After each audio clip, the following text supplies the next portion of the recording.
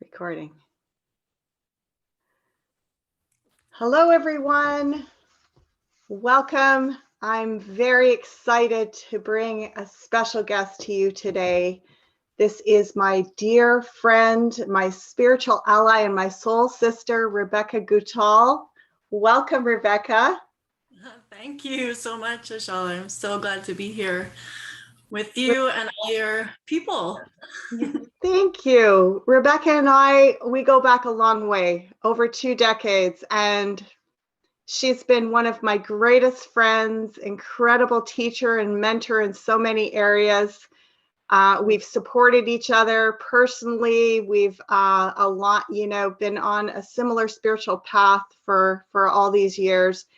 And I'm just so honored to bring the wisdom, the powerful medicine, the beautiful offerings and teachings that Rebecca has gathered and gleaned in her lifetime to all of you, because I believe that some of these gifts that she has, some of these incredible wisdoms are really valuable for what is happening for many of us here on planet Earth at this time. So I just want to take a second to say that Rebecca is a registered therapeutic counselor. She is the co-founder of Love Alive Transformative Arts and Therapy with her partner, her dearly beloved Vince. And I just want to give you all a little idea of what Rebecca and Vince are offering. They have courses on relationships, on communication and thriving in relationships, healing trauma, and creating resilience. They have a course on or offerings for the journey of a highly sensitive person, offerings related to working with autoimmune conditions, and extraordinary experience integration. Also recovery from addictions. So you can find much information on all of their different offerings on their website, lovealive.ca. And I am putting a link right below so that you can access that information. Right off the bat, I want to say that Rebecca and Vince are offering a beautiful masterclass, a free masterclass coming up here. I believe it is on November the 13th. Will you share a little bit about that with us, Rebecca, so we know what to look forward to and have access to? Sure, yeah. The masterclass, the Relationship Transformation Masterclass is created as almost like an introduction to some of the foundations of how we create healthy relationships in our lives. And so we look a little bit at how to create inner clarity, connect with what's inside of ourselves so that we can come into the relationship and the different dynamics that go on with more clarity and grace and response ability. So the ability to respond rather than react. And then we also will look a little bit at the different dynamics that tend to be at play in relationships. Wow. So, yeah, that's just a little taste. There's going to be more. And it will maybe depend a little bit on the sharing from the group that shows up. So I hope that you all consider checking it out. Yes, definitely. And I want to give a powerful testimonial, really, truly. My daughter and I took an earlier version of the course that now I understand has developed into Thriving Relationships. Secrets of Thriving Relationships. Secrets of Thriving Relationships. And, you know, I know it could be a bit of a misconception. People may think, oh, well, I'm not in a classified relationship right now, so this isn't going to hold a lot of value for me at the moment. However, really what I took from this incredible teaching and wisdom is that the relationship, so much of what happens in any kind of relationship, I mean, our relationship with what's going on in the world, our relationship with our, our friends, our co-workers, and life in general starts with our relationship with ourself and our ability to perceive what's going on inside. And so this is what I gleaned from Rebecca's teachings and her workshop. And my daughter and I both just were so transformed and profoundly influenced by those teachings. So, I mean, it goes everything from the esoteric to the deeply scientific and everything in between. I'd like to jump in, Rebecca, with a pretty powerful topic. We've been bandying back and forth, preparing to share online for a few months now. And some of the topics that have been running along through our minds and we've been exploring are things like trauma, anxiety, seeing so much of that in working with clients at this time.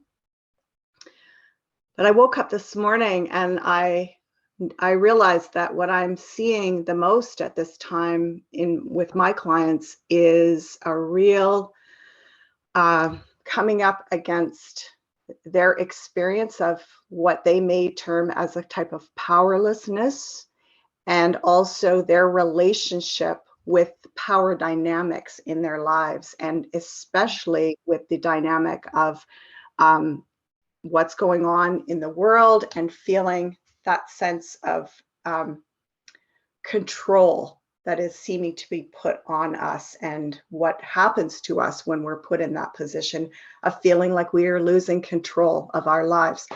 So I messaged Rebecca this morning and said, are you willing to jump into this? Because it feels like it's really the progressive edge of what's happening right now. And she said yes. So thank you, Rebecca.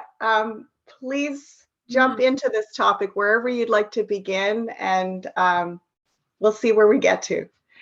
Awesome. Thank you, Ashala. Yeah, it's a huge topic, really. I guess the first thing that came to my mind and my heart when you brought this forward is just the power of this time that we're in. And I know many of us, we keep on coming back to that because, if any of us are following astrology or even just paying attention, to what's going on in the world and what's going on inside ourselves and in our relationships, we are in an extraordinary transformational time. Mm-hmm. And to just really acknowledge that and know that we're being called, that's what I'm talking from my own experience, the challenges how I am feeling challenged in it all. I'm being called into my greatest, deepest healing through these different challenges that are coming in and coming through in life at this time. And so in a way, it's the greatest blessing, it's just like, wow. So in terms of power dynamics, when I was tuning into that today, one of the things that came up for me is when we, what is our power? Where does our power reside? And our power is in our ability to choose how we respond to life.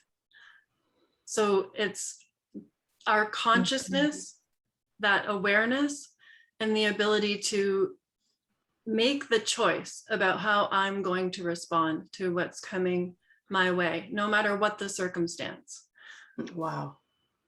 Yeah. So, and what this brings up for me, as I practice this in my life as much as possible, is courage, the call to spiritual warriorship, the as I said before, the ever deepening call to healing on every level, and to just keep on courageously showing up. So, some of the answers are simple, but they're not easy. True. It's very true. Now, when you're saying this, speaking about courage, and our ability to respond in a good way to what's going, like whatever's showing up in our lives, it reminds me of many things that you shared in the relationship skills course. around what part of us responds from that place of courage, and what part of us responds from a place of fear and anxiety. And I recall that you were sharing this whole spectrum of, I believe it's the Polyvagal Theory, is that correct? Which really, in a beautiful way, gives a very scientific description of these different states that we may find ourselves in as human beings. And once we understand how that works, I think it's a lot easier to acknowledge if you're in a certain kind of state. Of course, you're going to react very sensitively, very fearfully, with a lot of anxiety, because you're likely in a sort of trauma-induced state or whatever, or trauma-associated state. So if you would share with us a little bit about those different states, and how we can perhaps help ourselves acknowledge them first, and then train ourselves to get into the states where we can operate from that courageous place. Yeah, woohoo! Well, there's so many interconnected kind of threads to all of that, and maybe I'll just kind of go back to the power dynamics piece to start from there. Sure. So yeah, when it comes to power and this ability to respond, it's like rather than react, you know, it's that ability to choose. You know, we're reactive when there's a part of us subconsciously that agrees with what's being put forward. Okay. So yeah, so it's like, you know, and this could be seen like in the micro and macro, kind of like what you were saying in the world. You know, there's a part of us that resonates with, you know, perhaps the fear or the threats. Like we agree that this is, you know, what it is. And so and also, yeah, we agree these things have real power over us or something. Exactly. Yeah. And we, you know, we give that fear our attention. And so it's like that there's a big piece of our power where we're agreeing to that. And we don't have to agree to that. We don't have to agree to give our attention there. And it's the same with, like, to give a more kind of personal example, one of the interesting teachings that I've received in it, I mean, it's more than interesting, it's actually kind of, it touches my heart to think about how many of us who have, you know, suffered different forms of abuse, we only take the amount of abuse that we abuse ourselves internally. Wow. Yeah. So it's like a reflection of our inner reality, our inner belief systems. And another word, I'm also using the word agreement, because they're connected. It's our beliefs are things that we agree to, and that's things that happen subconsciously. These beliefs, you know, they get formed in childhood. So I'll just jump to that, because this is going to lead into the polyvagal theory a little bit. Okay. But it's basically, just to put it really simply, when we're young and when we're little children, when, you know, hard things happen to us and we experience different emotional wounds, when we're children, we can't understand that it's the, you know, the caregiver has maybe not been able to show up for us in the ways that we needed. The only way we can understand that reality is to make it mean something about ourselves. Wow, so yes. Yeah, so then we, you know, we start to believe that we're not good enough. We start to believe we're not worthy of love. We start to believe that we don't deserve to be, you know, treated kindly, or that that safety will never be available to us, or whatever these, you know, these deep conscious or that, you know, the things that we need to survive come with a heavy laden dose of power dynamic attached to them. Right. Yeah. Yeah. And so we have to, do things to get what we need. We have to prove Yeah. our worth all the time. We have to, And agree to things and so on. yeah. Yeah. So the way this impacts, our lives as we grow is that it creates almost like a perception filter, because we're always unconsciously seeking our environment for the things that look similar, that might touch on those wounds and cause that pain, so we can defend against that. Oh, right. Yes. And the way that perception works is that we can only take in so much. So we see the things we're looking for, and we don't see all the other realm of infinite possibility of what's going on around us. Okay. Now let me see if I get this right. So what you're saying is that we're kind of like, we've been conditioned in this way to be responding or reacting based on what could be threatening and what we have to do to navigate that, and what we've learned to do or conditioned ourselves. And because we're always watching out for that, that's the filter or the lens that we see things through. We mostly see the things that are threatening to us, and we don't see as much of the full spectrum of opportunity or possibility. Yeah. Wow. Yeah, exactly. And so, and then also part of that structure is that we create these, we're not consciously creating them. We have developed defense strategy behavior so that we can survive in whatever circumstance we grew up in. So none of this is wrong or bad. It's kind of like the way that we've evolved to help us survive. Yes. And on another level, at this time, though, we're being called to bring into the light the subconscious, like what's hidden in the shadow, so that it can be healed. So that means all these different beliefs that we have about ourselves in the world that are actually not in alignment with the truth of all creation. And the truth of all creation is it's love.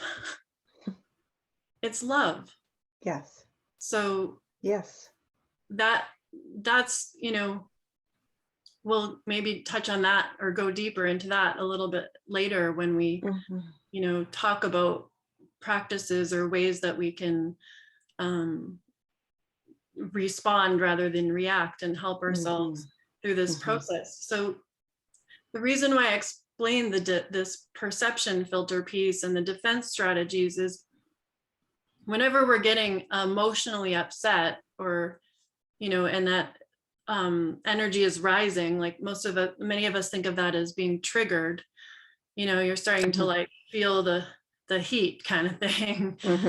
And so as that's happening, what that is it's a fight or flight response, and the hormones of stress are coming out. So that's like the adrenaline and the cortisol, and when that happens, it's our body is preparing to either fight or flee, which means all of this energy is going out of the front part of our brain, the thinking part, the feeling. This is the part that is in charge of thinking, connection with other people, and creativity. And that would be kind of like that, where we could even solve problems from that creative place. And work together on things and find comfort. And so that, just to be aware of that, I find can be so helpful, because as we're to tune into the signals of the body, like most of us can notice at a certain point when we're starting to like, okay, whoa, I'm getting up to here, like I was here, but now I can really feel it. And to practice taking a pause, really, like even just a breath. And if you really need to, because it's so intense, take a time out. And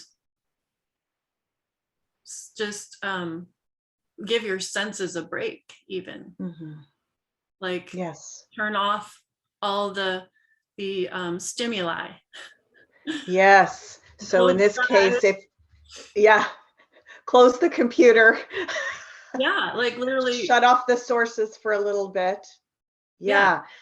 Yeah. Um, it's interesting. This is kind of reminding me, I just want to jump in here for a second because it's reminding me this ability to come into that state, which we were speaking about earlier, like that state of courage, where you feel what you have control over, what you have the power is the power of your perception and the power of your response, your ability to respond to what's happening. It's very similar when I teach, when I'm doing my intuitive development work and teaching people how to work with the tarot and do different types of divination. And I speak of something that I call whole brain perception. And what that is exactly what you're referring to. It's where we are not in the triggered state of anxiety or hypervigilance where we're trying to find a solution, like, I got to do the cards and get an answer to this question. And oh no, is this right? Am I reading this right? It's this other state where we're actually, I call it like, it's a very heart-centered state. It's super open perceptively, like you were talking about that full spectrum of perception. And that's why we're able to access all this intuitive information that seems to just pop out of nowhere, but it's actually been there all along. And we're able to suddenly get a sense of these things. Right, and receive wisdom and guidance, right? Receive the wisdom and guidance available to us on the inside. And that is just, that's where our power lies. Anything can happen, but we always have that. We always have the choice to do the things that connect us to our deepest selves and receive the wisdom and the grace to know how we want to choose to speak, to act, and to go forward in life. And to me, that's definitely so profound. And relieving. I always come back to it, whenever I'm struggling, I always have to come back to it. It's just come back home. Well, and I feel as though, we've really been trained in the society to develop some very bad habits with regards to those things. But my experience has been that, there's so much distraction. There's so much, almost like a reward for being in that hypervigilant, high anxiety, like, mentally always just grappling or grasping for things. And where the motivations come from when you're in that state, it's always just about like, it's a power. You're trying to gain power. You're trying to gain back some kind of power and authority in your life. Which is what reactive state, right? It's a reactive state. It's reacting to all of the expectations and whatever, like rules, laws, mandates, you name it, all the different things that expectations that are put on us through the domestication of society as we're growing up. We're trained to think a certain way, that these are the ways that we this is what a human being is, this is what we're supposed to do, all this stuff, right? And so it's like we're in a constant state of reaction to that, rather than the presence, coming to presence within and claiming our power to choose how we are going to express this beautiful, mysterious gift of who we are. Definitely. I love it. That sounds incredible. I would love you to share a little bit about the polyvagal theory, just because when you articulated that for me in the past, it really helped me to understand that how I perceive myself progressing in that way, and that just that awareness has helped me to better stabilize myself and make choices about what state I'm in. Okay, I can do a little bit of that. Thank you. Yeah. So there's something called the autonomic ladder, and it's a metaphor for the spectrum of how we go, move through different states. And it's a totally natural thing. None of these states that I'm going to talk about there's nothing better or worse about them. They're just states that we move throughout the days, throughout the moments of our lives. So kind of got into it a little bit. The sort of natural state of a human being is actually that conscious, connected, and creative state. And that's kind of like the home base. But we think of that as the top of the ladder. So then when we're triggered into a fight or flight response, and that's, that can just be from like a lot of stress, all the different stressors of our, current modern type of lives. So, and it could be so many different things, but as we get that fight or flight response, we go down the ladder a little bit, and that's, that's sort of more of a fear state. So you can also think of it as like love is the top of the ladder. And then when we're affected by fear, we're moving down in the ladder into a state where we are less capable of using our thinking and creative mind, and that aspect of connectedness. Right. Together. And then there's at the bottom of the ladder, there's the freeze state. And that is what happens when a person might feel powerless in a situation to be able to escape, to fight or to flee. So if fighting or fleeing doesn't work, then a human might go into a freeze state. And often, sadly, that's what happens for children when they're, in an abusive situation, because they aren't able to fight or to flee. And so many of us that have different forms of trauma from our childhood are very likely to still experience, when we pick up on signs in our environment, whether it's the tone of someone's voice, body language, or different types of just spaces, even, walking in a certain space that might trigger a subconscious memory that's, embedded in our body. We pick up on this, and so we might find ourselves kind of checking out a little bit and just spacing out, or the full term for that is dissociating. So literally being disconnected from ourselves. Wow. Yeah. And that's what we did as a survival thing. So like I said, it's not good or bad. It's just like, it's how we learn to survive. And well, yeah, go ahead. Yeah, just one more thing there. And that's where a lot of us get lost. What you were saying about hopelessness earlier really comes up for me at this point when we're talking about the freeze state, or the kind of checking out place.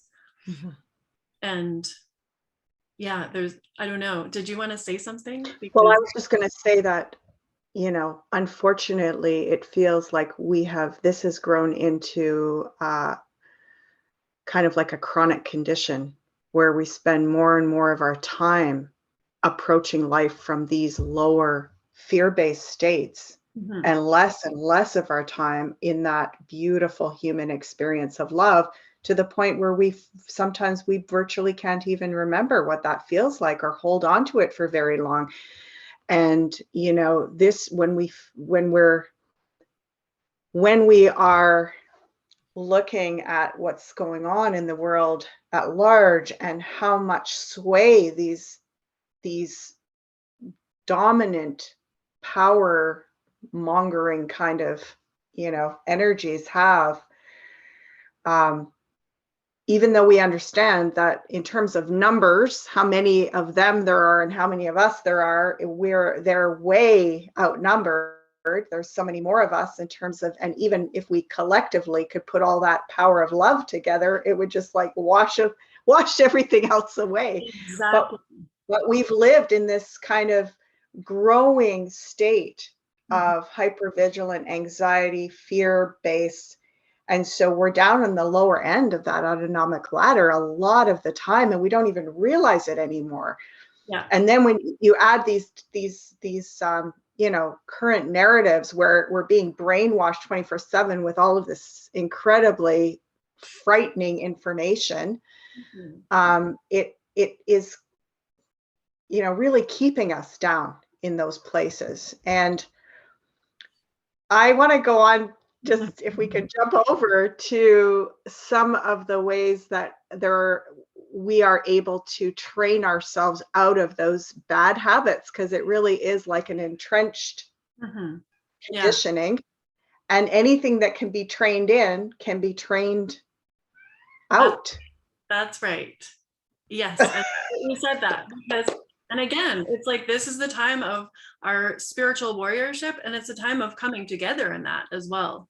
You know, even if we're like isolated, you know, like perhaps we're not seeing people as much as we were, we're not alone, you know, and we need to remember that at any given point in time, there is another human being out there, probably many, many of them, doing their meditations, doing their prayers, like, you know, calling themselves back home to this place of love inside. And so please, please, please, just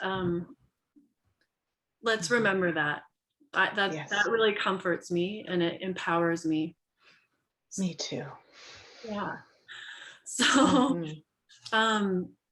yeah, so this struggle that we have of, like you were talking about, of disconnect, you know, it's basically that's the key symptom of trauma.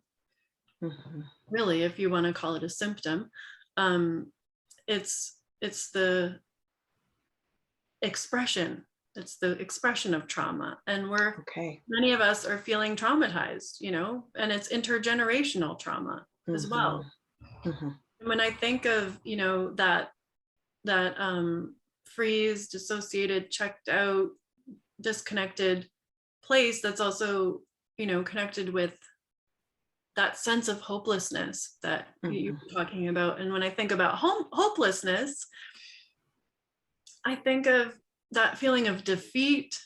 I think of that feeling of feeling lost, you know, and in mythic terms, it's like what I see is, you know, like that lost part of ourselves just wandering around in a dark, misty forest, like not able to find the home of the soul, or, you know, that sacred well in the center of the forest, that the life-giving well. And it's like, so, you know,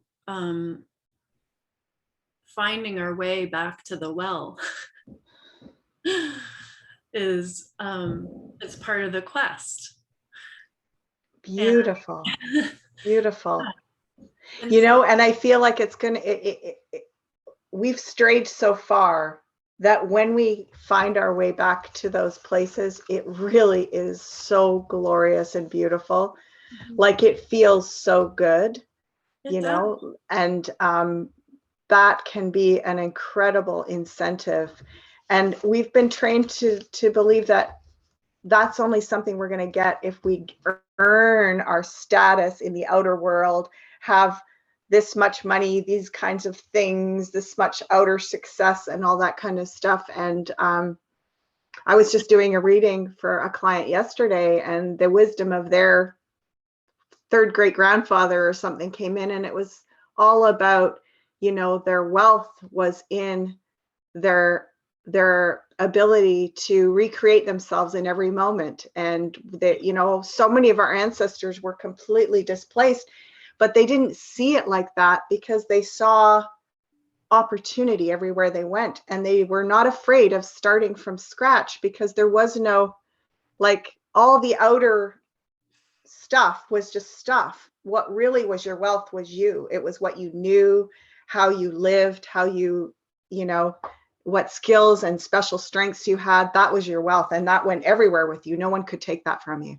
Yes. And at any given point in time, we can literally take a time out, shut down whatever it is we're doing, close the door, bring silence, close our eyes, and go enter the darkness within, enter the silence within, and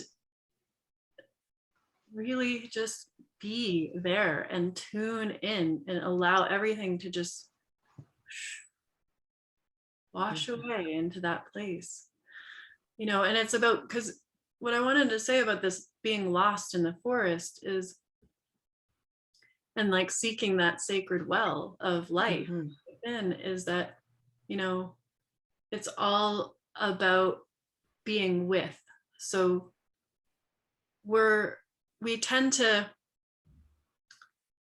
get freaked out by the different feelings that we're having. It's just like, oh, like, oh, that's so scary, and like, oh, that's so painful, and so we do things just unconsciously to check out from that. We literally, that's we have 1,000 different defense strategies to get us to not be with the pain and the discomfort. Yet that's actually the key, and the way home to yourself is having the courage to be with the pain, to be with the feelings, to actually be present with it, and developing that. It's like a muscle. Emotional tolerance. It is. After my daughter and I took Rebecca's relationship skills course this last winter, we really were amazed at how quickly bringing attention to some of these techniques and ways of looking at things and practices, how it did start to create a muscle that you could at least identify was there at the very least, and perhaps call on, and even start to get a sense of, wow, this is getting easier and stronger. And I absolutely love and treasure that gift, because I see what's possible and how fast we can reclaim so much of our authentic human capacity for that whole brain perception, that natural state of love. Rebecca, did you bring a practice to share with us today? I'm curious. I do have a practice. I'm so wrapped up in this conversation. I'm like, oh, there's so many different things. I know. Well, we'll finish that off, and then you can share the practice. That would be lovely. Sure. So finish off the things that were on my mind. Wherever you want to go with. Really? Yeah. Ooh, okay. I won't say it all, but I just wanted to say how, so power, it's like, when this whole power over thing is all connected with our ability to be with. Right. So it's like, people only have power over us when we actually are unable or willing or unpracticed in the fine art of tolerating the intensity of emotion. And wow. Yeah. Because so much comes up, right? It's like someone trying to have power over, they're doing the thing, they're, scaring us, whatever. Either passive aggressive or outright aggressive or whatever. And yet it's like all that is also coming from trauma. It's also coming from woundedness. So you know, to bring out the sword of truth and cut through the illusions, that sword of truth is made out of love and compassion.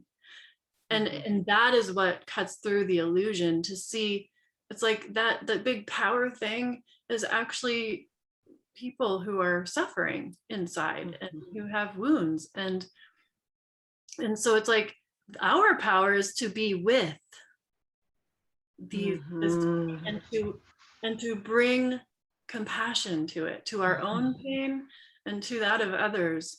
And from that place, you know, like you were saying, open to that wisdom of that's available to us through the connection with all life and this gift of life that resides within, to know how to step forward courageously in these moments and make choices for ourselves.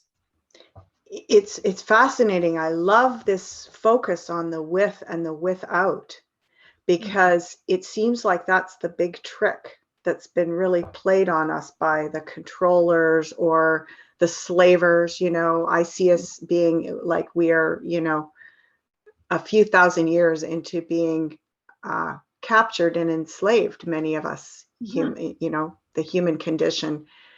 And what it trains us to do is focus on going without, like being without, focusing on what you don't have, you know, just get your needs met. That's all. Just try to get your needs met. That's the game. That's the survival game, right? And it's all about what you're going without. Yeah, like you're focusing on what don't I have? What don't I have?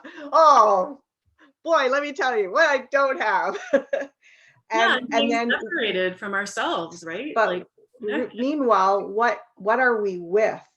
What do we have? What is with us all the time? Yes. Okay, and this is one of the most powerful tools that we have that I was, you know, planning on sharing today, is to consciously make a point to notice the things in our environment at any given moment that give us that support our life, that give us pleasure, that give us, you know, that are beautiful. And that could be anything from, you know, this breath of life that we breathe every moment, which I think is actually, you know, the most powerful one to focus on, because this breath of life is giving us life. This air is giving us life in every single moment. It's just such a profound, beautiful mystery that every single breath we are receiving love, the love of the universe giving us life, and it's pleasurable to breathe, you know. It is. And to go to look around and be like, wow, you know, it's so nice that I have this bouquet of flowers, or that, you know, and how beautiful and exquisite they are, and the that I can turn on the light and I can see to read this book that gives me you know, nourishment and reminds me of uplifting qualities in life, or that I have this drum to play, you know, or that my little child is here with me and the sound of their laughter is just so sweet. You know, it goes on and on and on. All the gifts that we're constantly receiving from the universe at any given moment. And you know, I know that might be difficult to hear for some of us that are in positions where our circumstances are very difficult. So I don't mean to downplay that, yet it still is. There's, from my own experience of going through some pretty challenging, painful times of suffering, there always are little sparks of light in that where, you know, you can actually focus on that. The power of our attention. This is another piece around the power of our attention and our ability to feel is one of our greatest powers. You know, so tuning into those things and drinking them in, this, you know, and so another piece, another practice is working with the voice. So vocalizing, because our social connection system, which is like our face, so because we can smile and our eyes connect and all that, right? And we make different expressions, and then our hearts and our arms. You can't see me opening, you can't see my hands probably, but I'm opening my arms out wide. So all of this, my heart, my voice, my face, and my hands, my arms are all my social connection system. And yeah, and so we have this amazing power to tap into by just working with those aspects of our body. So like we can smile, like literally smiling actually brings in hormones that help us to feel a little bit more joy. It might feel a little odd when you're feeling crappy, but it actually does work a little bit. And we can also use our voice to, you know, to make sounds that express our different feelings, or call in a certain vibration of love. You know, if you tune into that feeling of appreciation and you want to make a sound, like thank you, just saying thank you. I like to, for me, that is so powerful. It's like, you know, the teaching of gratitude just always comes back around, doesn't it? You know, I just have to interject here, Rebecca, because over the years, all these decades I've known you, and Rebecca is not kidding. I've seen her in her most stressful or challenged moments, suddenly almost in a state of tears or overwhelm, just put her arms open and go, thank you. I've witnessed this over the years, and it's something I admire so much about you, Rebecca, is that there's been those strains that you've kept alive all these years of knowing how to find your way back to spirit, to your heart, and to where your power resides, which is the presence. Yeah, thank you. Being fully alive. You're welcome. Yeah, and it's like that tone of voice I just find is so powerful. Like sometimes when I'm feeling a little lost and disconnected and I'm just like, where am I? Like, you know, I'll go outside and I'll be like, I'll look at the trees and I'll say, thank you for this gift of life. And then it's like, you know, I'll notice how much I'm there with that. And often it's like I'm not quite feeling it yet. You know what I mean? Because it's just you're just like, you get lost in the all the overwhelm of all the different things that we're doing, and then I say it again, and I keep on saying it more and more intensely. Thank you for this gift of life. Thank you, sacred trees, for the air that we're breathing together. Like I just keep on literally saying it stronger and stronger out loud, so that eventually it's like my whole spirit comes into alignment with that what I'm saying in that way. And it's just like, oh, there it is. There I am.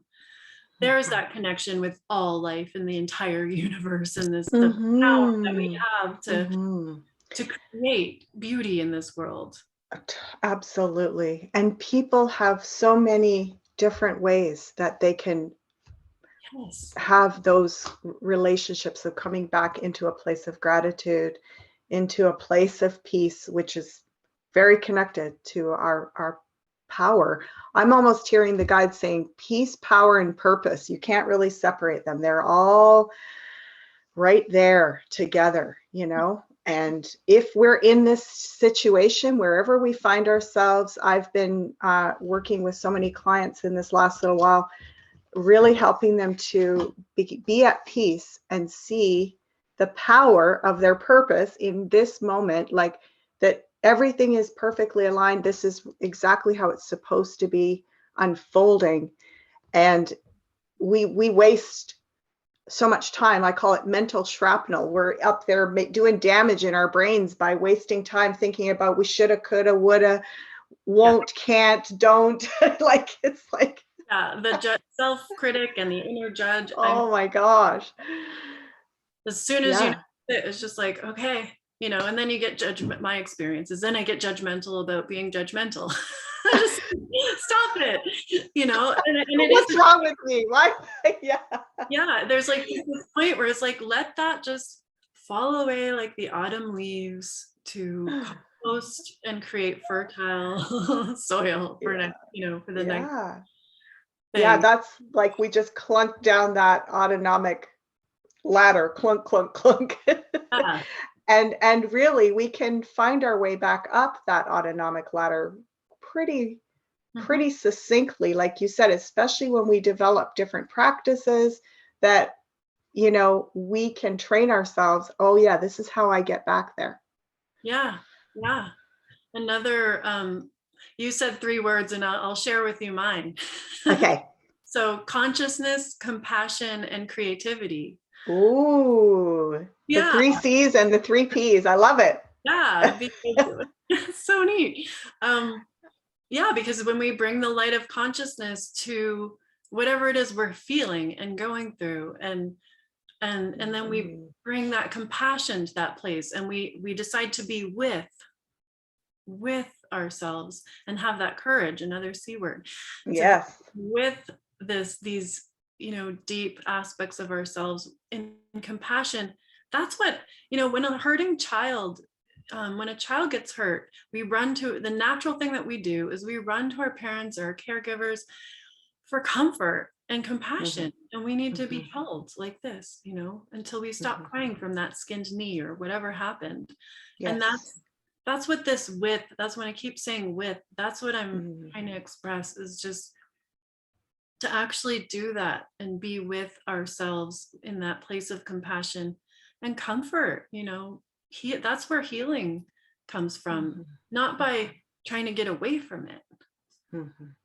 And so, yeah, the consciousness, compassion, and from that place, creativity. We have the power to create new patterns, choose what we're calling in,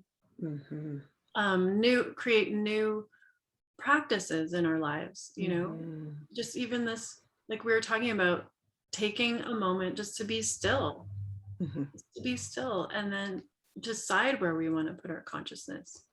Yes. Or using our feet.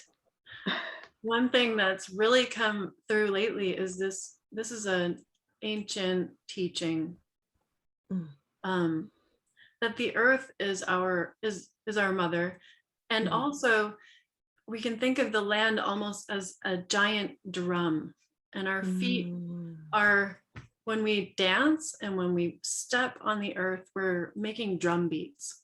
Wow. Making drum beats.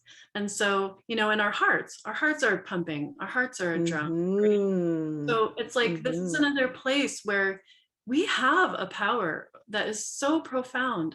We can open up our arms, you know, and open up our hearts and call it in with our voices, and literally make the song and the drum beat of our sacred prayers of love woven into the earth through our footsteps, you know, through our walk. And our awareness that we are standing on our mother and treating her like that beautiful giant drum that she is. When I do my meditations with my students, one of the things I like to imagine is our earth mother is, well, she has a heartbeat, and it's a magnetic pulse. And that magnetism is her hugging us. She's holding us tightly so we don't float away with her the gravity of her love.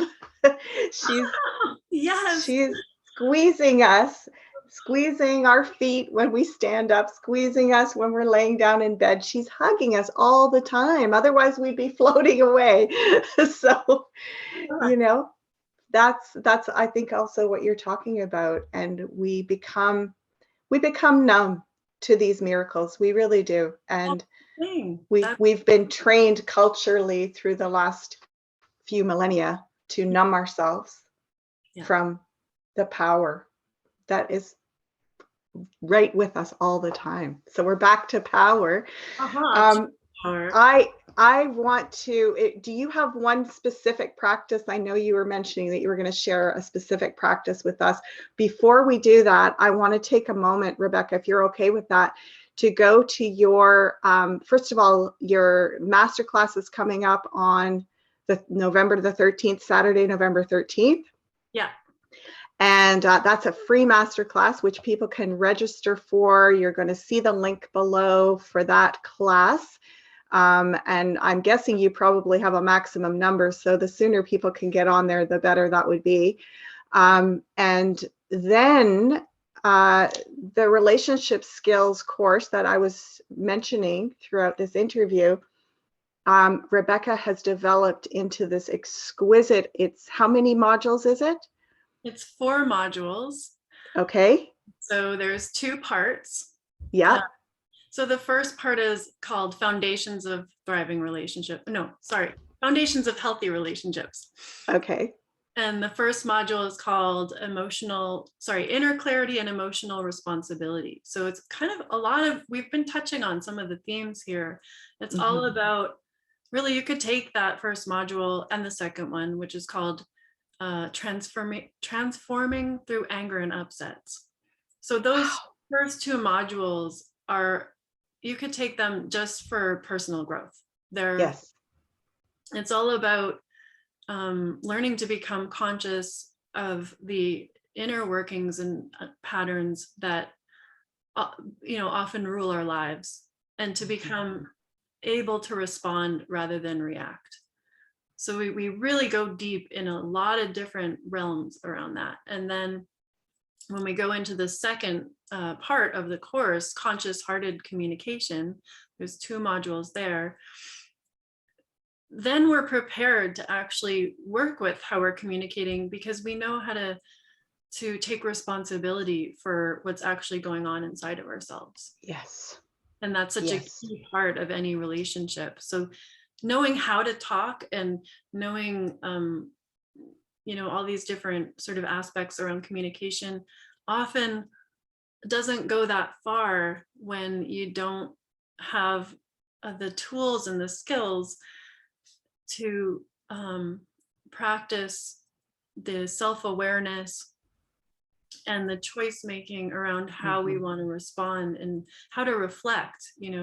What are the things that I need to reflect on to be able to come back to maybe a conflict or a situation that was challenged in a relationship with the clarity and the honesty to build understanding between those 2 people. So anyway, I could go on and on about that because it's passion for me. Well, and I really want to share with everyone that these courses are absolutely loaded with so much practical information, like the scientific research, all the different modalities that Rebecca has worked with over the years that she draws from to coalesce her unique offering is just extraordinary. Like, every 2-hour class, like you're creating a workbook that's accompanying this series. Is that right? Yes. By the time, if you choose to join me on this adventure with this Secrets of Thriving Relationship course, by the time you have completed the course, you will have a thick amount of writing and all the notes, all the descriptions, and that is eventually leading to a workbook of sorts. Yes, and Rebecca is such a thorough researcher and documents all her sources so beautifully. So it's just opening up this plethora of her basically 20-year journey of gathering all these insights and wisdoms. So what an extraordinarily valuable offering that you're putting out there in the world, Rebecca. I am so delighted that you're at this place where you're taking it really, really big to the next level. Let's close off with this practice. Okay. And yeah. Great. So yeah, let's start off with, I'm going to kind of blend two practices. So, because I want to start off with the discomfort part. So when we're feeling stressed, a lot of times we feel it in our bodies in different places. So for me, that often is, a tension around my neck and shoulders, and even like tightness in my throat and stuff. Talk about needing to use the voice. So let's just take a moment, if you would like to join me in this, to just tune in to this moment. And is there some place in your body that just feels a little bit, like it's holding on and there's tension there? And when you start to feel it, just allow yourself to actually tense it up just a little bit more. So, and then consciously take a deep breath and just release that and just let it go all the way out, all the way out. And now let's just tune into our breath again and just breathe naturally.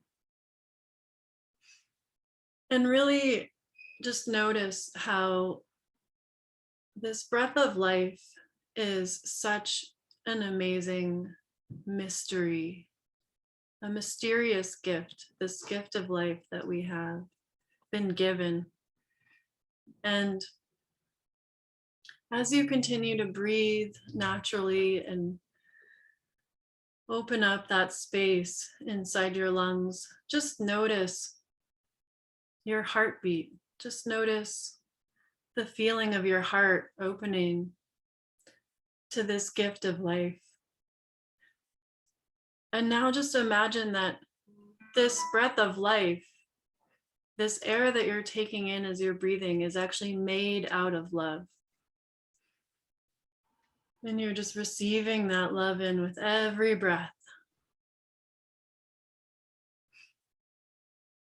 And just allowing the pleasure of what it is to be alive and receive this mystical, mysterious gift of air flowing into your lungs, this gift of love flowing into your lungs.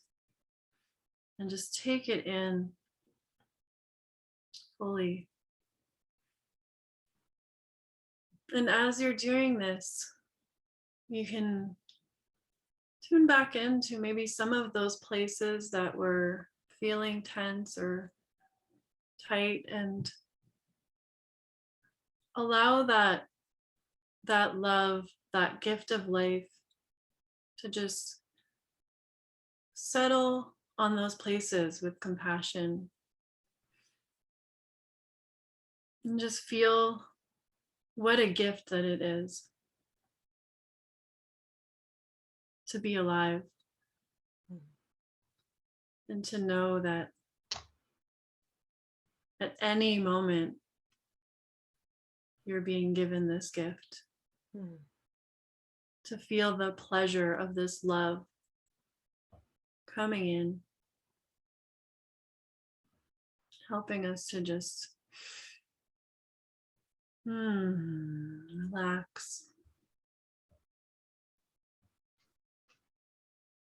And tune into myself, yourself. Say hello to yourself there. And give thanks to yourself. Every aspect, your mind, your heart, your body, your spirit.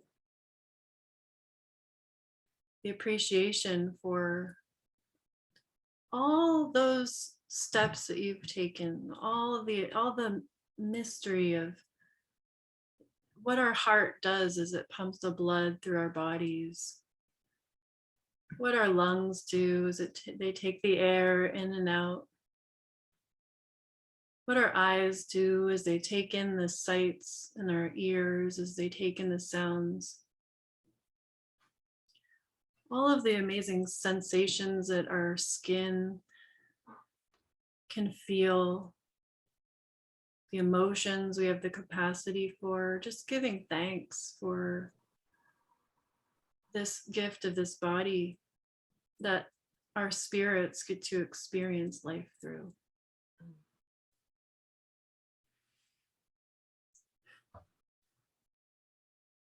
So we can go on and on from there.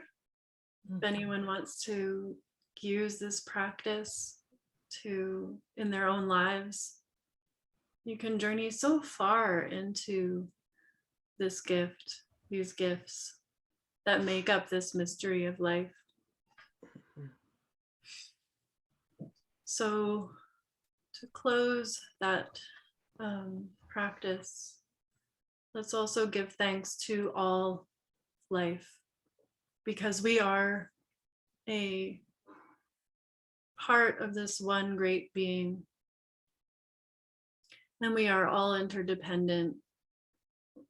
We're all depending on one another, the trees, the water, the air, the sun, the moon, stars, the earth, all the animals, the plants, all these beings that give us life and that we are a part of. Just give thanks. And I find usually that helps me land a little bit more in the present moment. Mm-hmm. So lovely. So lovely. And so gentle and so accessible. It's like we take gratitude for granted. And if we can remember, we're literally putting ourselves back together by doing that, back into wholeness. Yeah, I feel more peaceful after that. I sure do too. Thank you very much, dear Rebecca. I imagine that the response to this interview is going to be beautiful, and that we may meet up again in the upcoming weeks and share some more on whatever is coming forward for us collectively. And just so much gratitude to dear Rebecca for all the wisdom. Thank you. And all the offerings that are really very helpful and supportive and healing and transformative. The transformative arts. The transformative arts, yes. Yeah. So please check out the links below, folks. Yes, Rebecca, a therapeutic counselor, has a private practice. She does online counseling. And as I read out earlier, this incredible list that is on her website, lovealive.ca, if you go to if you go to About, you'll see a section that says how we specialize, and it breaks down all the different offerings. And we also have on our events page, sorry, yes, little interruption. On our events page, you will find a few different offerings besides the counseling. We also are doing support circles. So online support circles. One of them is a self-care support circle for women. So yeah, I'll just be so stoked to share with any of you who want to learn how to practice more self-love and just nurture ourselves in that. And then also Vince, my beloved, will be hosting and facilitating a online men's circle. I think it's called the Peaceful Warrior. And we're also hosting transformative arts events that are basically following the energies of the seasons. Oh, And lovely. so, yes. And so the next one is very soon. It's on November 9th, and it's called Between the Veils, Ancestral Healing. Beautiful. Yes. Beautiful. Time with the ancestors. Yes. I'd love to just gather together with anyone who feels called around. Mm-hmm. So these support circles are also online, is that correct? Yeah. Yeah. Lovely. Yeah. Beautiful. Oh my goodness. Relationship course, and that's kind of like woohoo. Yeah. Yeah. So yeah. Well, my daughter and I did these courses last winter with Rebecca online, and they worked out so well. Like it was very easy to follow along. Her teaching style, she put up the information visually, shared screen with us. We also had our hard copy notes and workbook notes to follow along with, and then there was practices in every class that we could do independently or share, and so valuable. Thank you, Rebecca. It's been such a pleasure to share with you. We'll sign off for now. Be well, everyone. Many blessings. Many blessings to all. Bye for now. See you.